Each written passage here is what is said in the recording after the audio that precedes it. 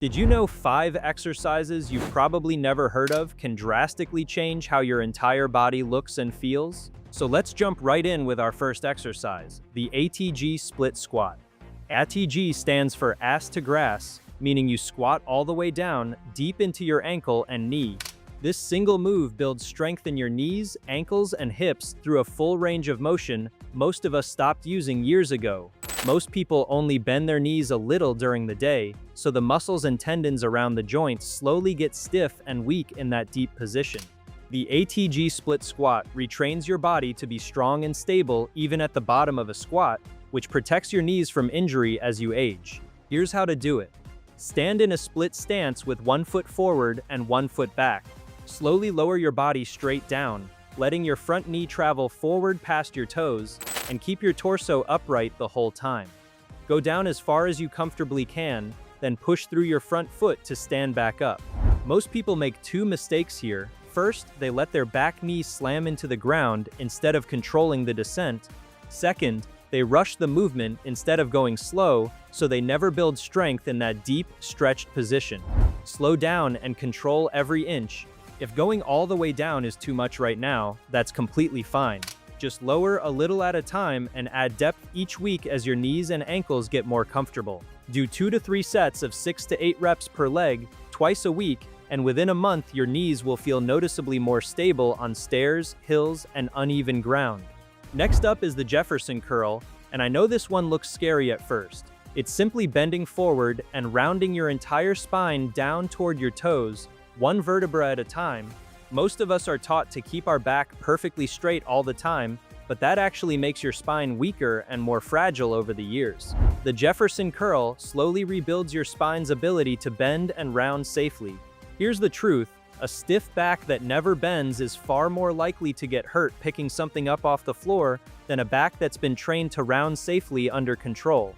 To do it, stand on a small step with a light weight in your hands, like a 5 or 10-pound dumbbell. Slowly round forward starting from your neck, then your upper back, then your lower back, letting the weight pull you toward the floor. Pause at the bottom for a couple of seconds, then reverse the movement slowly, stacking your spine back up 1 vertebra at a time until you're standing tall again.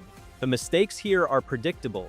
People use too much weight right away, or they just fold forward from the hips like a toe touch instead of rounding through each part of the spine. Start with no weight at all, and only add a light dumbbell once the movement feels smooth and pain-free. Do 2 sets of 6 to 8 slow reps once or twice a week, and your lower back will start to feel more resilient and less cranky after long car rides or yard work. Now let's talk about the scapular push-up, which builds strength in your shoulder blades instead of your arms and chest like a regular push-up does. Most shoulder pain doesn't actually come from weak arms. It comes from weak muscles around the shoulder blade that are supposed to control and stabilize the whole joint. The scapular push-up trains those exact muscles, which can dramatically improve shoulder health and take pressure off the front of the joint where most pain shows up. It also helps correct the rounded, hunched posture that develops from years of sitting at a desk. Here's how to do it.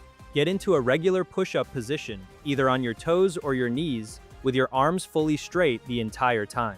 Without bending your elbows, let your chest sink down between your shoulder blades, then push the ground away and round your upper back like you're pushing yourself as far from the floor as possible. That's the whole rep. Your arms never bend. All the motion happens through your shoulder blades sliding along your rib cage. The biggest mistake people make is bending their elbows, which turns it into a tiny regular push-up instead of training the shoulder blade movement. The other mistake is moving too fast and missing the squeeze at the top. If a full push-up position is too hard on your wrists, do this same movement standing against a wall, pressing your hands into it. Do 2 to 3 sets of 10 to 12 slow reps, 2 or 3 times a week, and you'll likely notice less shoulder pinching during overhead reaching within a few weeks. Alright, now we're getting into the more unusual exercises. This next one is the Copenhagen plank, and it's fantastic for your inner thighs and hip stability, 2 areas almost nobody trains directly. This move was popularized by soccer players trying to prevent groin injuries, and it works by loading the adductor muscles, the ones on the inside of your thigh, in a way that almost nothing else does. Weak inner thighs are a hidden cause of hip and knee pain for a lot of people over 40. because those muscles are supposed to help stabilize your whole lower body when you walk, climb stairs, or change direction. Here's how to set it up.